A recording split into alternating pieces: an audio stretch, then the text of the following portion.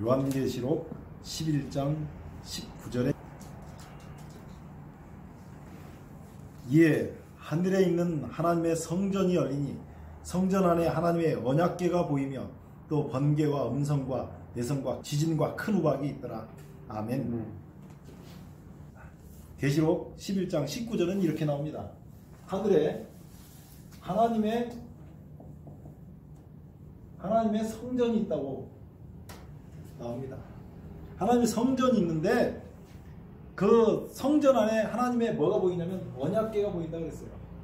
이 언약궤가 보인다고 그랬는데 언약궤를 법궤라고도 하고요. 증거궤라고도 합니다. 이건 같은 말이에요. 그래서 저 언약궤 속에는 하나님의 십계명이 들어있는 돌판이 들어있는 곳이 있어요. 하나님의 성전이 열리고 언약궤가 보이고 그 언약궤를 좀 더 설명을 하자면 이렇게 언약궤가 사각으로 정사각형으로 되어 있는데 그 속에 십계명이 있는 돌판이 있으면 그 위에 시은자라고 해서 이렇게 위에 뚜껑이 덮어 있는데 그 시은자가 하나님의 보좌라고 일컬어지는 것입니다. 그래서 여기에 언약궤라고 나오는 이 단어 속에 하나님의 보좌가 있다고 하는 얘기예요. 하나님의 성전이 열리고 거기에 언약궤가 보인다는 것은 하나님의 보좌가 보인다는 얘기를 하고 있는 것입니다. 그래서 성경을 읽을 때 이런 기초적인 배경이 필요해요. 요거는 출애굽기를 제가 그 유튜브에도 올려놨는데 이엔신학이라고 유튜브에 보면 저 부분들을 자세히 설명을 해놨습니다. 언약궤가 보이고요. 그런데 거기에 희한한 얘기가 나옵니다. 번개와 음성과 내성과 지진과 큰 우박이 있대요. 번개. 첫 번째 있는 게 뭐가 있어요? 번개, 음성, 뇌성, 지진, 큰 우박이 있다 그래요. 이것은 준비되어 갖고 있는 것입니다. 하나님의 성전에 언약궤가 있다는 하나님께서 지금 보고 계시는데 그 하나님께서 보고 계시는 그 속에서 번개와 음성과 내성과 지진과 큰 우박이 있다고 얘기하는 것입니다. 그런데 이거는 시작 대목입니다. 누가 봐도 여기는 시작 대목이라는 걸 알 수 있는데 끝날 때도 번개, 음성, 뇌성, 지진, 큰 우박이 있고 하나님의 성전에서 언약궤가 보이는 그 역사가 그대로 나와요. 참 하나님 말씀은 이런 것을 찾으면 너무너무 신기하다는 것을 알 수 있어요. 계시록 16장 17절을 보도록 하겠습니다. 일곱째가 그 대접을 공기 가운데 쏟음에 큰 음성이 성전에서 이렇게 나오죠. 성전, 저기도 하나님의 성전이 나오는데 큰 음성이 성전에서 난다고 얘기합니다. 성전에서 큰 음성이 나는데 거기에 뭐가 나오냐면 보좌로부터 나서라고 해서 여기 보좌가 나옵니다. 제가 언약궤 얘기하면서 하나님 보좌를 얘기했던 게 그래서 이 얘기를 하는 것입니다. 앞에 있던 단어가 뒤에 나올 때는 다른 단어로 바뀌어서 나와요. 큰 음성이 성전 보좌로부터 나서 가로되 되었다 하니 되었다라고 하는 말이 나옵니다. 되었다. 이 되었다라고 하는 말은 성경에 딱 3번 나옵니다. 창세기 2장에 보면 천지와 만물이 다 이루니라 할 때 이때 되었다라는 말을 써요. 두 번째는 예수님께서 십자가에서 운명하시면서 요한복음 19장에 다 이루었다. 그때 되었다라고 하는 말을 써요. 그리고 요때 한 번 더 나온 것입니다. 되었다. 세상이 모든 것을 다 이룬 것입니다. 그래서 되었다라고 하는 것을 말씀을 하고 있어요. 16장 18절 뭐라고 되어 있습니까? 번개와 음성들과 내성이 있고 또 큰 지진이 있어 이렇게 나오죠. 뭐가 있어요? 번개, 음성, 뇌성, 지진이 나오잖아요. 뭐가 빠졌네요? 우박이 빠졌죠. 한번 보겠습니다. 번개와 음성들과 뇌성이 있고 또 큰 지진이 있어 어찌 큰지 사람이 땅에 있어오므로 이같이 큰 지진이 없었더라. 큰 성이 세 갈래로 갈라지고 만국의 성들도 무너지니 자, 큰 성이 갈라지는데 큰 성 바벨론이 하나님 앞에 기억하신 바 되어 그 맹렬한 진노의 포도주 잔을 마두에 각 섬도 없어지고 산악도 간데 없더라. 그래서 여기에 뭐가 나오냐면 바벨론이 멸망하는 이야기가 나옵니다. 바벨론 멸망하는 얘기가 나와요. 또 한 달란트나 되는 큰 우박이 여기에 뭐가 나와요? 큰 우박이 나오잖아요. 큰 우박이 나옵니다. 큰 우박이 하늘로부터 사람들에게 내리매 사람들이 그 박제로 인하여 하나님을 회방하니 그 재앙이 심히 크미러라. 여기에 준비되어 갖고 있던 번개, 음성, 뇌성, 지진, 큰 우박이 저기 가서는 무슨 일이 있었는지 사이에 무슨 일이 있는데 사이에 무슨 일이 있었는지 모르지만 되었다라고 하는 말이 있으면서 번개, 음성, 뇌성, 지진 그리고 우박이 쏟아지니까 세상이 멸망했다라고 하는 얘기가 누가 봐도 여기는 시작이고 누가 봐도 여기는 끝입니다. 성경 말씀은요 한 말씀도 떨어지는 게 없어요. 그 무슨 일이 있었는지를 12장 한번 보시기 바랍니다. 11장 19절을 우리가 봤잖아요. 12장 자 1절요. 하늘에 큰 이적이 보이니 해를 입은 한 여자가 있는데 여자가 나옵니다. 여기에서 사람들이 해를 입은 한 여자가 있다 그러면 해가 뭘까 이런 생각을 하거든요. 그 발 아래는 달이 있고 그 머리에 12별의 면류관을 썼더라. 12별의 면류관이 뭘까 이런 거 생각하는데 그렇게 공부를 하면 이 공부를 들어가기 전에 망합니다. 그래서 여기는 그냥 여자가 하나 있다라고 그냥 기록을 하면 나머지는 나중에 해도 충분합니다. 여자가 있는데 그 여자가요 2절에 이 여자가 아이를 베어 해산하려고 이 여자가 하는 일은 뭐냐면 아이를 해산하려고 하는 거예요. 다른 것은 주목하지 않아도 됩니다. 그런데요 3절 보세요. 하늘에 또 다른 이적이 보이니 여기 이적이 있어가지고 여자가 아이를 해산하려고 했는데 또 다른 이적을 보였는데요. 보라 한 큰 붉은 용이 있어 머리가 7이요 뿔이 열이라 그 여러 머리에 7 면류관이 있는데 이렇게 해가지고 여기 용이 하나 나오는데 붉은 용이 나옵니다. 붉은 용. 마태복음 24장 15절에 있는 것처럼 읽는 자는 깨달을진저 그랬거든요. 성경은 읽는 사람이 깨닫습니다. 성경은 그런 것보다도 로켓들을 우주 공간에 쏘아 올리고 인공위성을 돌리는 그런 것보다도 더 정교하게 되어 있습니다. 하나님 말씀은요 엄청나게 정교하게 되어 있어요. 자 그런데 4절 보세요. 그 꼬리가 하늘별 3분의 1을 끌어다가 땅에 던진지라 용이 해산하는 여자 앞에서 그가 해산하면 아이를 삼키고자 하더니 여기는 용이 지금 하는 목적은 아이를 삼키려고 합니다. 이게 용이 지금 하려고 하는 일이에요. 그러면 대치가 되죠. 용하고 누구하고 싸우는 것 같아요? 용하고 아이하고 싸우죠. 우리가 이렇게 잘 봐야 됩니다. 용이 삼키려는 여자를 삼키려고 한 게 아니고 아이를 삼키려고 그래요. 그게 왜 이 아이가 여자가 낳은 아이가 예수님인지에 대해서 제가 한 40분을 설명을 해가지고 증명을 했어요. 저는 그냥 제가 말하지 않고 성경으로 다 증명합니다. 근데 오늘은 그걸 증명하지 않아요. 오늘 그 시간이 안 됩니다. 자 5절 보세요. 여자가 아이를 낳으니 이는 장차 철장으로 만국을 다스릴 남자라. 그 아이를 하나님 앞과 그 보좌 앞으로 올려가더라. 그 다음에 6절 보면 그 여자가 광야로 도망가며 거기서 1260일 동안 저를 양육하기 위하여 하나님의 예비하신 곳에 있더라. 여기에 이 여자 이야기를 잠깐 하는데요. 여자가 어디로 가냐면 광야로 갑니다. 광야로 가는데 도망가며 1260일을 뭐 하기 위해서요? 양육하기 위해서 있더라. 이렇게 얘기해요. 근데 이 대목을 뒤에 가면 다시 그대로 봤습니다. 14절 봐보세요. 자, 그 여자가 나왔죠. 여자가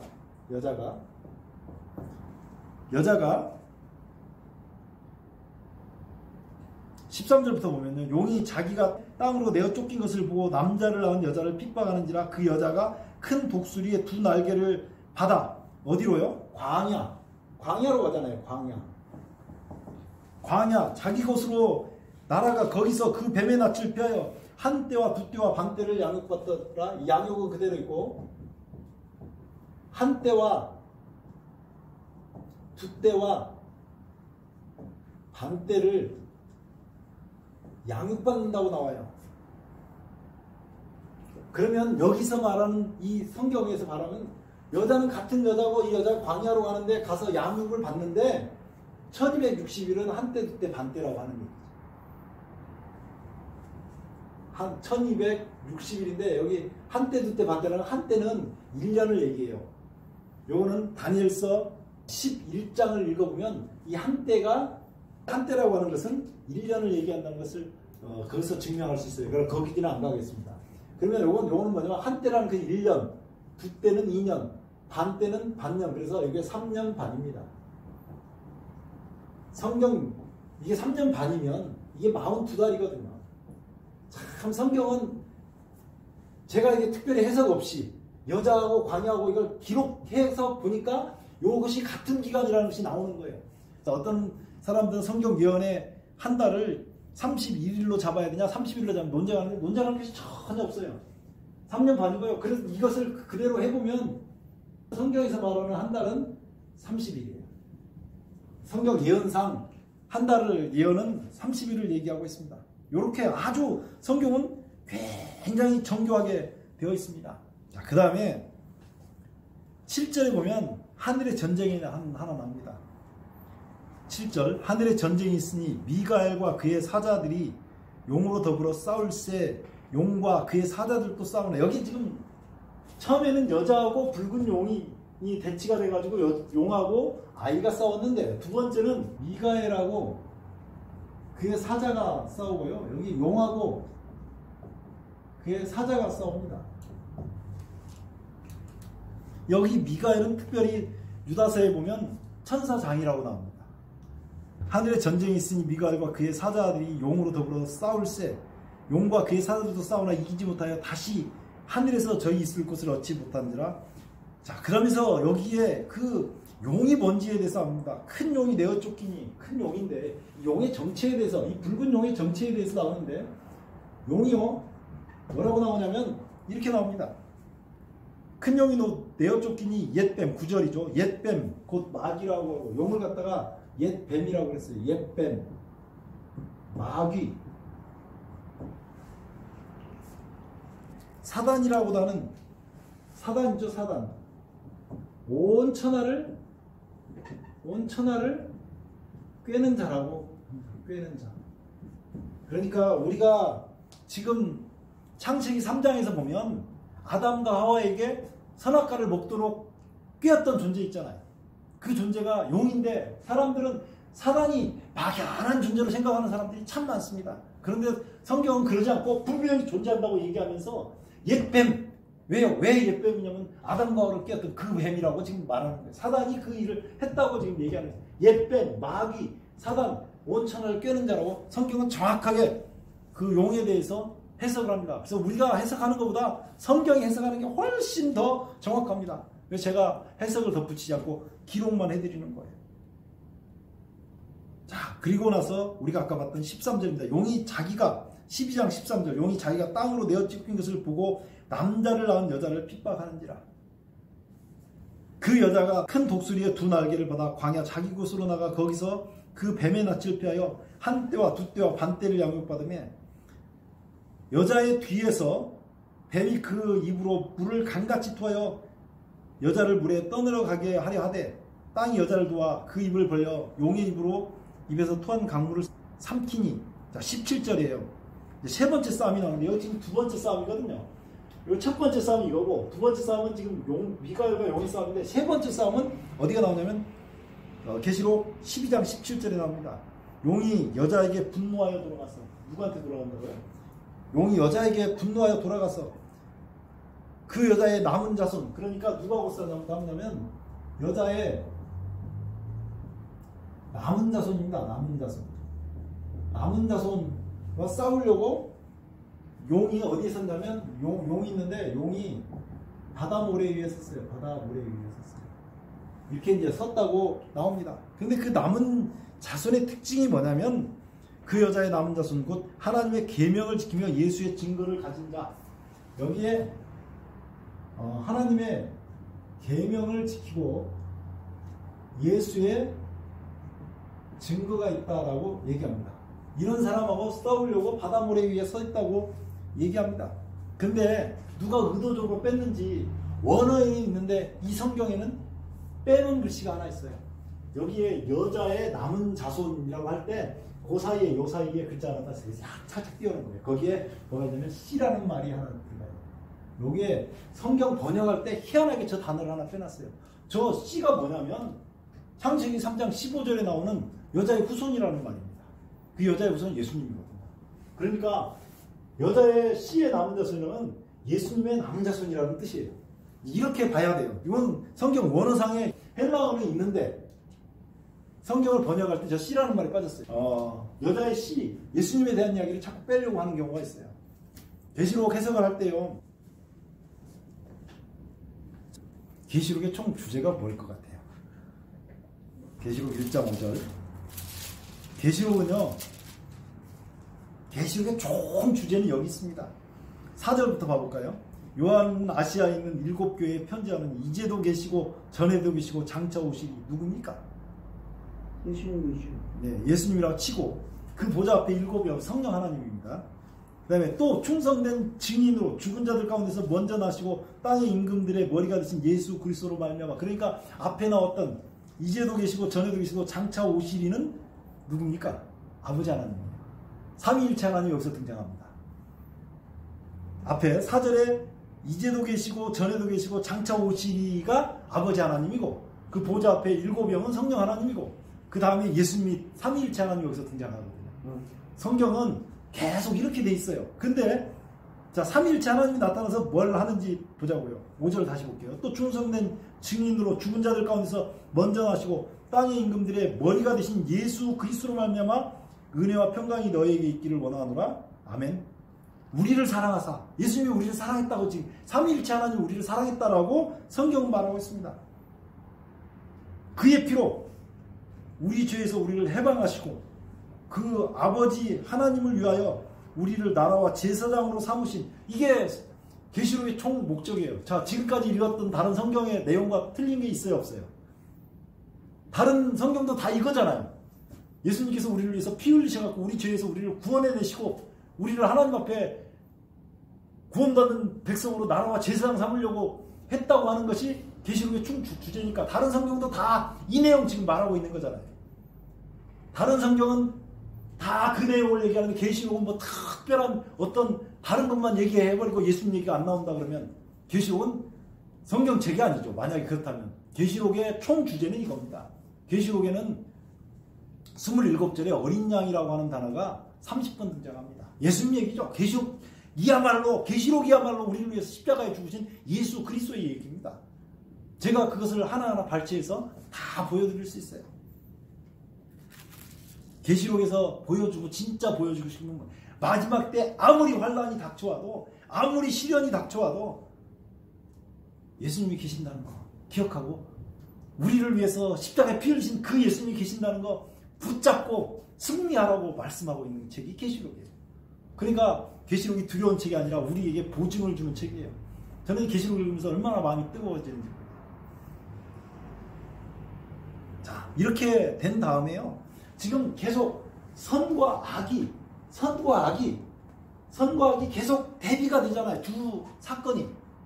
세상은요, 계속 흑백 논리로 전개가 됩니다. 하나는 사단이, 용이 세상을 미혹해서 어떻게든지 하나님을 못 믿게 하려고 한다면, 하나는 예수님께서 선에 속한 예수님께서 계속 우리를 어떻게든지 구원해서 천국에 데려가겠다. 그 얘기를 지금 성경에, 계시록도 그 이야기입니다.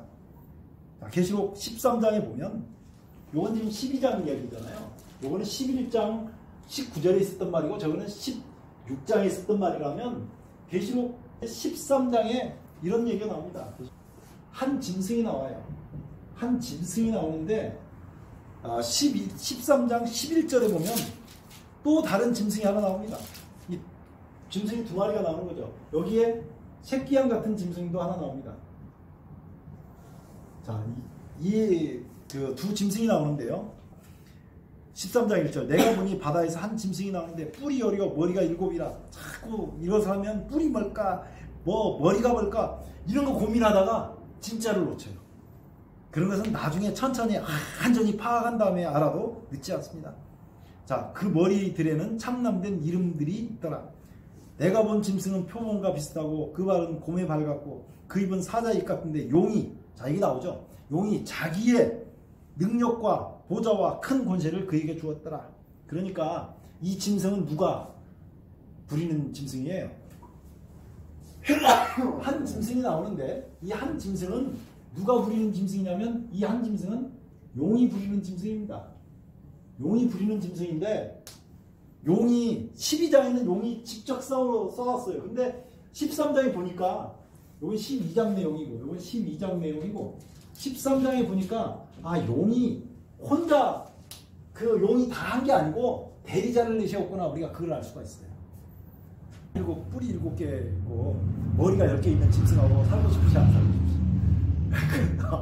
그 오늘 저녁에 잡혀먹을지도 모르는데 같이 누워있겠어요? 못 살잖아요. 그러니까 11절 그 짐승을 하나 더 내보내는 거예요. 계시록 13장 11절이요. 내가 보면 또 다른 짐승이 땅에서 올라오니 새끼양같이 두 뿔 있고 용처럼 말하더라. 그러니까 새끼양 같은데 짐승이 하나 나오니까 새끼양같이 나오는데 이 새끼양같이 나오는데 뭐처럼 말한대요? 용처럼 말하는데 쏘가지가 용 같은 쏘가지를 갖고 있는 거예요. 이것도 역시 용이 부리는 짐승. 계시록 13장에는 두 짐승이 나오는데 용이 부리는 두 짐승이 나오는 거예요. 자, 그런가 하면 계시록 14장 한번 보겠습니다. 나중에 공부를 다 해본 666이 뭔지도 제가 정확하게 말씀드리겠습니다. 계시록 14장 보겠습니다. 또 내가 보니 보라 어린 양이 시온산에 섰고 그와 함께 14만 서천이 섰는데 그 이마에 어린 양의 이름과 그 아버지 이름을 쓴 것이 있도다. 여기서 계시록 14장 1절을 읽고요. 뭐가 보입니까? 그러면 다 14만 4천이 보인대요. 거기서 뭐가 중요한 단어로 생각되십니까? 다 14만 4천이 보인대요. 우리를 위해서 십자가 달리신 분이 누군데요? 예수님이 보여야죠. 14장 1절에 보라 어린 양 이렇게 나오는데 그 어린 양이 안 보이는 거예요. 우리는요 어린 양을 봐야 됩니다. 계시록의 모든 주제는 뭐라고 제가 아까 말씀드렸습니까? 예수님이라고 그랬잖아요. 어린 양이 등장합니다. 여기에 계시록에는 용이 짐승 2마리하고 지금 나온다면 계시록 14장에는 어린 양이 14만 4천 명하고 4천이라고 같이 등장합니다. 14만 4천이를요 만약에 어린 양 빼고 아무것도 아닙니다. 사람들은 이 어린 양을 빼고 14만 4천이를 생각하면서 이 사람들이 대단한 것처럼 생각하는데 예수님 없는 14만 4천이는 아무것도 아니에요. 12장에서도 선과학이 구별된 것처럼 13장과 14장이 선과학으로 구별이 되거든요. 근데 14장 14절에 보면 이렇게 나옵니다. 또 내가 보니 흰 구름이 있고 구름 위에 사람의 아들과 같은 이가 앉았는데 이 사람의 아들과 같은 이는 누구일 것 같아요? 인자라고 많이 표현하잖아요. 예수님인가요? 그럼요. 인자가 계속 마태복음, 마가복음, 누가복음, 요한복음에 인자는 다 예수님이잖아요. 이분이 예수님이에요. 예수님이 손에 낫을 가졌다고 합니다. 자, 인자 사람의 아들과 같은 이가 앉았는데 그 머리에는 금면류관이 있고 그 손에 이한 낫을 가졌더라. 15절요. 또 다른 천사가 성전으로부터 나와 구름이 앉은 이를 향하여 큰 음성으로 외쳐가로되 내 낫을 휘둘러 거두라. 거둘 때가 이르러 땅의 곡식이 다 익었습니다. 그래서 곡식을 추수합니다. 이 곡식을 추수해요. 16절 보세요. 구름이 위에 앉으신 이가 낫을 땅에 휘두름에 곡식이 거두어지는지라. 17절. 자, 그런데 또 다른 천사가 나옵니다. 하늘에 있는 성전에서 나오는데 또한 이한 낫을 가졌더라. 또 불을 다스리는 다른 천사가 제단으로부터 나와서 이한 낫을 가진 자를 향하여 큰 음성으로 불러가로되 네 이한 낫을 휘둘러 땅에 포도송이를 거두라. 자, 그래서 곡식을 추수하고 또 뭐가 있냐면 포도송이 추수가 있어요. 이게 이제 두 개로 갈라지죠. 이거는 14장 14절부터 나오고 14절부터 나오고 이건 17절부터 나올 거예요. 그런데 이 포도송이는 우리가 포도는 좋은 걸로 생각하지만 포도가 실제로 마지막에 거두어질 때는 19절 보세요. 천사가 낫을 땅에 휘둘러 땅에 포도를 거두어 하나님의 진노에 큰 포도주타를 던지며 여기는 진노에 들어간다. 포도 마지막 결실 때는 포도로 거두어지면 안 되고 곡식으로 추수가 돼야 한다 얘기하고 있어요. 성 밖에서 그 틀이 밟히니 틀에서 피가 나서 말굴레까지 닿았고 1600 스타디온에 퍼졌더라. 그렇게 하면서 14장이 끝납니다. 계속 성과 악이 대비되잖아요. 근데 선에 속한 사람은 결국 곡식으로 추수가 되고 악에 속한 사람은 포도송이 추수가 돼가지고 이게 하나님 진노에 들어가고 여기는 하나님 국간에 들어가는 얘기를 합니다. 이게 천국에 가는 얘기를 하는 거예요. 15장 1절 한번 보시기 바랍니다. 15장 1절입니다. 15장 1절 보면 또 하늘에 크고 이상한 다른 이적을 보매 일곱 천사가 일곱 재앙을 가졌으니 곧 마지막 재앙이라 하나님의 진노가 이것으로 마치리로다. 재앙이 좋은 것입니까? 나쁜 것입니까? 나쁜 거죠. 네, 재앙이 오잖아요. 그래서 오늘은 재앙이 축복이라는 것을 하나 배우시기 바랍니다. 하나님 말씀은 재앙이 필요한데요. 이런 거예요. 지난번에 그 뉴스에 나왔는데 어떤 그 아이를 유괴한 사람이 있어요. 그 유괴를 해갖고 갔는데 그 아이를 인질로 삼아가지고 지금 경찰과 대치를 해요. 그래서 경찰에서 저격수를 두고 그 아이를 구출하기 위해서 목에다 칼을 대고 죽이려고 하면서 가까이 못 오게 하는데 저격수가 이 인질을 쐈어요. 인질을 쐈어요. 살인이 나쁜 것처럼 보이지만 이 아이에게는 뭐가 됐어요? 구원이 됐잖아요. 하나님 믿는 백성들을 너무나 핍박하니까 하나님께서 재앙을 내리시는데 그때 무슨 일이 있는지 한번 2절 봐보시기 바랍니다. 15장 2절.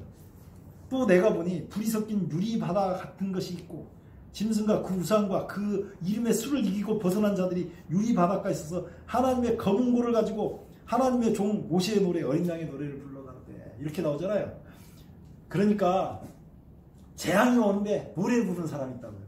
어디에 속하시고 싶으세요? 재앙이 오는데 우리 차선생님하고 저하고는 재앙이 내리는 그 순간에 우리는 여기 가서 노래 부르고 있어야 될 거 아니에요. 검은 고 가지고 아멘 할렐루야 그러면서 그렇게 노래 부르고 살아야 될 거 아닙니까? 네, 맞아요. 네. 그래서 재앙은 좋은 거예요. 악인에게 내리는 재앙이 마지막 7재앙이 이 뒤에 7재앙 마지막 7재앙이 있거든요. 근데 그 7재앙 전에 하나님 믿어가지고 예수 그리스도를 믿는 사람들, 예수님이 그 십자가에서 흘리신 피로 구원한 사람들은 하나님께서 재앙 가운데서 노래 부르게 하겠다고 얘기하는 거예요. 15장 1절에 재앙 오는데 15장 2절에 찬송하고 있잖아요. 그게 얼마나 놀라운 일이에요. 성경은 기가 막히게 기록이 되어 있는데 많은 사람들이 성경을 어떻게 알고 있냐면 하나님께서 계속 하나님 잘 믿는 사람마저도 하나님을 잘 믿어서 다른 사람들에게 핍박을 받는 사람마저도 마치 재앙을 받는 것처럼 잘못 해놓으니까 재앙이 두렵고 떨리고 마지막 7재앙을 어떻게 견디지 그렇게 하고 있는 거예요. 하나님 믿는 백성은 망하지 않습니다. 택함을 받은 백성은 망하지 않겠네. 그런 찬송도 있잖아요. 그러면서 16장에 보면 그 재앙이 다른 국명으로 들어가는데 16장에 보면 이렇게 나옵니다. 또 내가 들으니 성전에서 큰 음성이 나서 일곱 천사에게 말하되 너희는 가서 하나님의 진노의 일곱 대접을 땅에 쏟으라 하며 그렇게 해가지고 일곱 대접을 쏟는 가운데 17절에 일곱째가 그 대접을 공기 가운데 쏟으며 큰 음성이 성전 보좌로부터 나서 가로되 되었다. 아까 우리가 공부했던 되었다 나오잖아요.